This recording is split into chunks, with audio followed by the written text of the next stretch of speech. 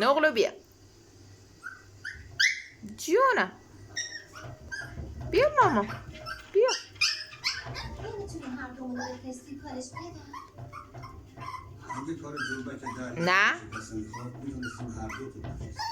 اما ما میخواد بره کاری. خب چیزی نگفته اما مطمئنم نه نقلی بذار تو انتظار نمیشه. برگرد عقب برو عقب اگه بخوایم طبق نمره تصمیم بگیریم دارکو باید بره. من میرم سربازی. چی؟ سربازی؟ نقلو آره. نقلو آره ثبت نام کرد.